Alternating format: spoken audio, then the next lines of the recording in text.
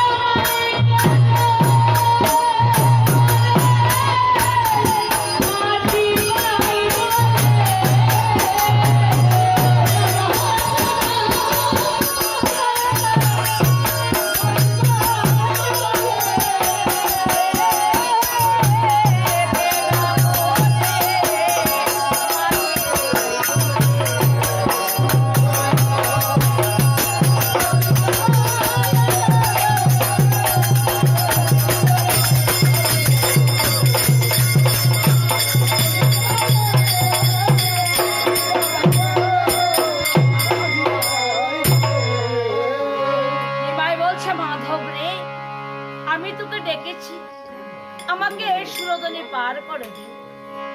মাধব বলছে আমাদের ঘাটের যে কতগুলি নিয়ম আছে তা কি তুমি জানো? নিমাই বলছে না রে মাধব, কি নিয়ম আছে আমায় খুলে বলো। মাধব বলছে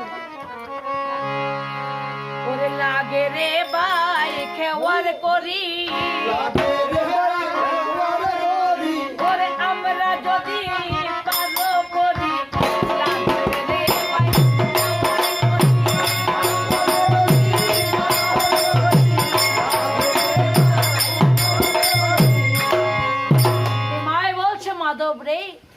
আমি করে তোকে কোথায় থেকে দেব?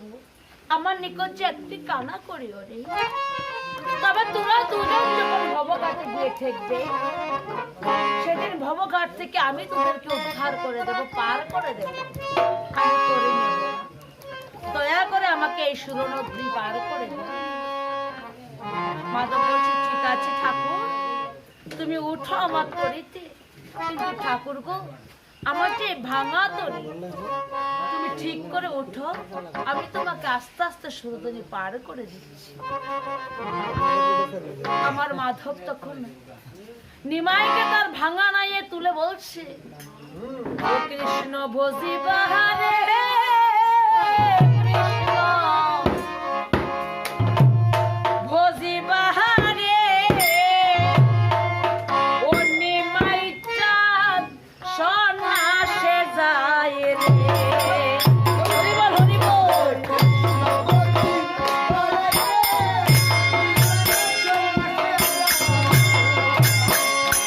কৃষ্ণ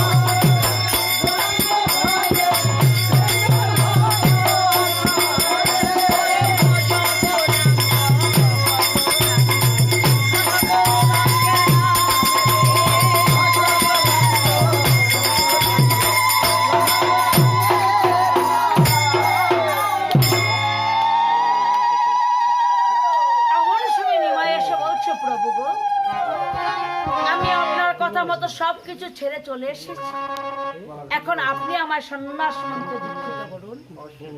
ভারতী বলছে দাঁড়াও, অবশ্যই করেন। ভারতী গোসাই বলছে নিমাই, এখনো তো তোমার সন্ন্যাসে যাওয়ার সময় হয়নি, কারণ এখন তোমার বয়স মাত্র 24 বছর। সন্ন্যাস মন্ত্রে দীক্ষিত হতে হলে 50-এর কমে যে সন্ন্যাসে যাওয়া যায় না। কেমনে? নিমাই বলছে প্রভু, আপনি যতই তরাই বড়াই ছলনা করেন না কেন, সবকিছু আমার জানা আছে।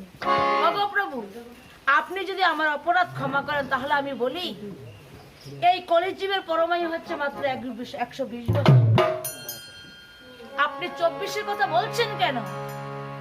24 কেন?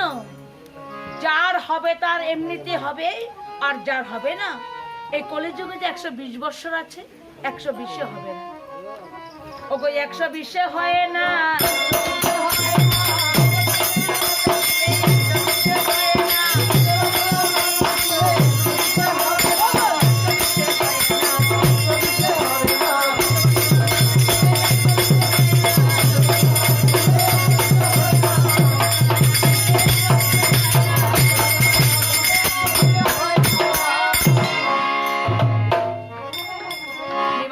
প্রভু গো, আপনার যদি বিষয় বাসনা লোভ মোহ সবকিছু ত্যাগ না করতে পারেন তাহলে আপনার 120 বছর হবে। আমি তো লোভ মোহ যা আছে সবকিছু ত্যাগ করে আপনার কাছে চলে এসেছি, তাহলে আমার হবে না কেন বলুন? ভারতী বলছে ধন্য নিরাময় নিমাই, তোমাকে বুঝাবার মতো ক্ষমতা আমার নেই।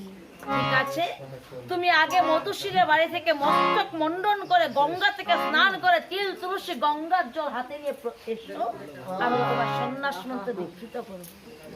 নিমাই বলছে ঠিক আছে আপনি অপেক্ষা করুন, আমি আপনার কথা মতো তাই করে আসছি। এই মুহূর্তে আমার নিমাই মধুশিলকে ডেকে বলছে মধু, বলে ও মধু, ওরে মধু রে মধু রে,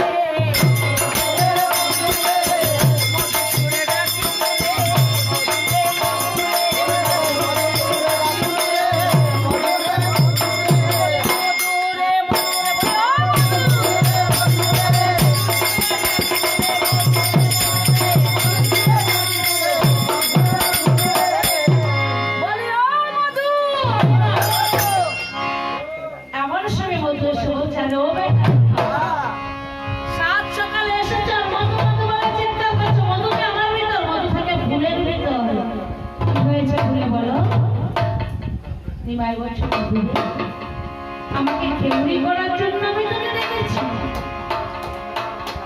মধু বলছে খেউড়ি করার জন্য ডেকেছে, তো আমার পেশা কাম, আমার মৃত্যু কাম। আমি খেউড়ি না করলে কিন্তু আমার খাবার জুটবে না, কিন্তু আমি যদি তোমাকে খেউড়ি করে থাকতে দেব, তার আগে যে আমার কথা আছে, ওই আমায় আগে দাও হে বলি।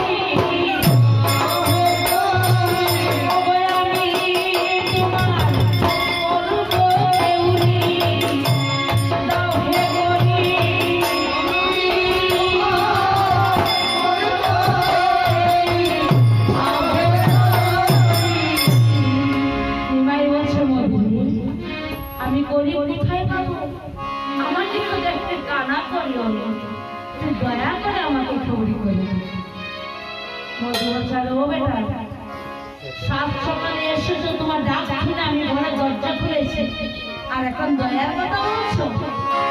ওগো তুমি যে বলো ঠাকুর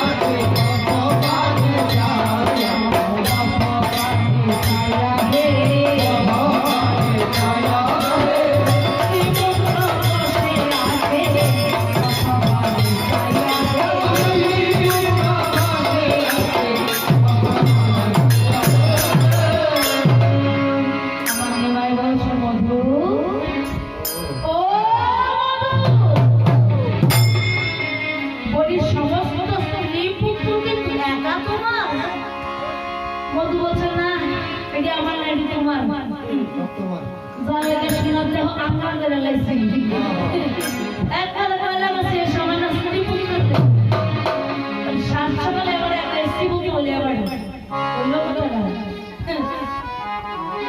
মধু ছোট মধু নিমাই বলছে মধুরে আমি ওইভাবে বলিনি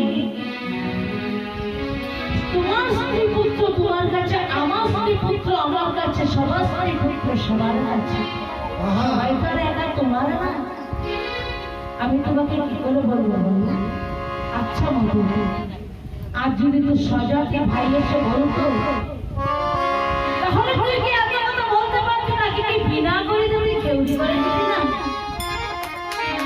মধু বলছে না দাও সজা দিয়ে সে আলাদা যাইতে হবে লেগে যাইতে হবে তখন জীবন দিয়ে তুমি তো আমার সজা আমি তোমার লেগে জীবন দিতাম কি লিখে বছরের মধ্যে আমি একটু সজাতি নয় তো কি হবে আমি তো একজন ঘাটের মাঝি মধু বলছে কি বললে রাতে বলো এই বেটা বলছে ঘাটের মাঝি আমি কার করতে হচ্ছে ঘরে দরজা খুলেছি বলে আমি মাঝি জাতি কামাই না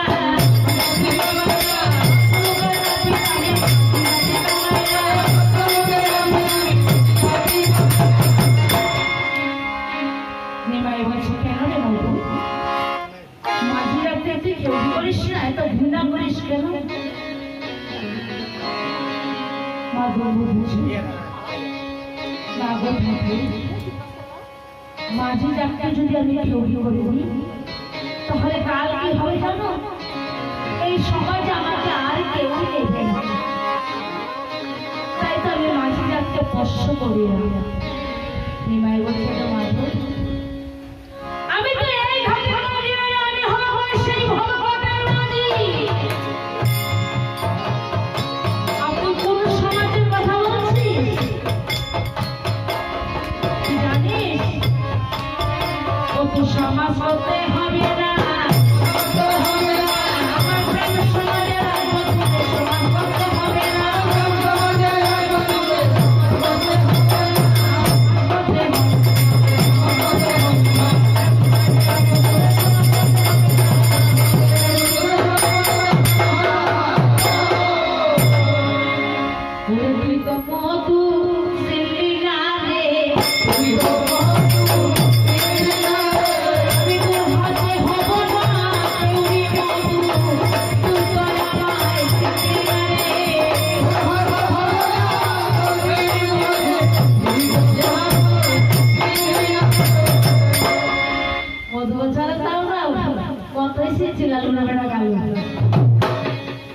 যখন পকেটে টাকা না থাকে তখন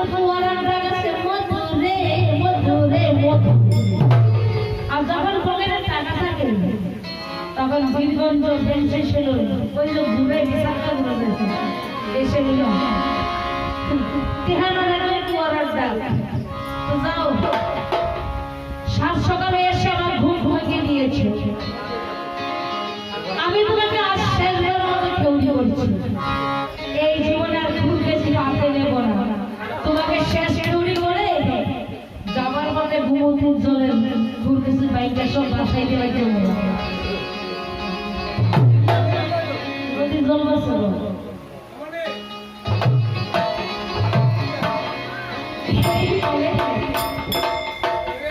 নিমাইকে মধু বসিয়ে যখন মাথায় খুঁড় দিয়ে হাত দিয়েছি হাত দিয়ে বলছে এটার মাথায় এত শুরু কেমন তখন মধু আগের দিনের কথা মনে পড়েছে কারণ পূর্বপুরুষেরা বলতেন যদি কোনো ভগবান মনুষ্য রূপে আবির মতো হয় তার মাথায় নাকি ঘটনা এই ভেবে আমার মতো বলছে না এই বেটা তো মানুষ নয় আমি আজ এই বেটাকে পরীক্ষা করে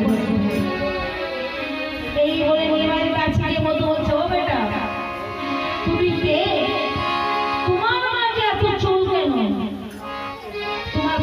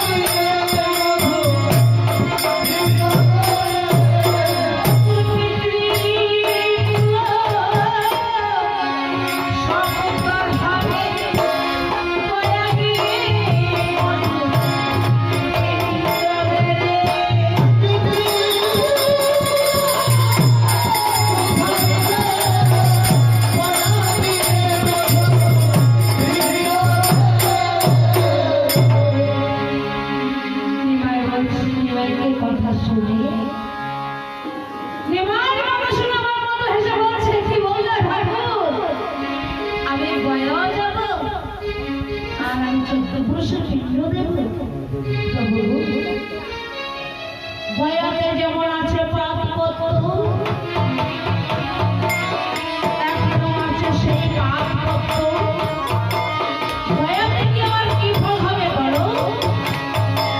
আমি গয়াতে বুঝি না তো, আমাকে যদি পিণ্ড দিতে হয়, ওই আমি তোমার চরণে দেখব, আমি তোমার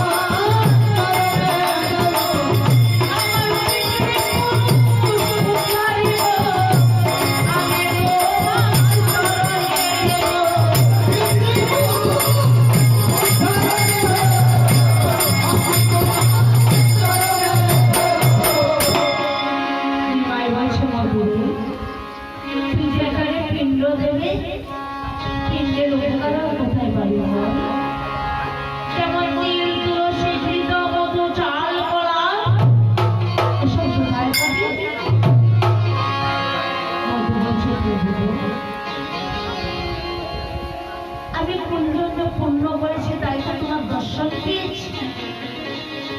তোমার দর্শন যখন আমি পেয়ে গেছি, তখন আমার পিণ্ডের জোগাড় হয়ে গেছে।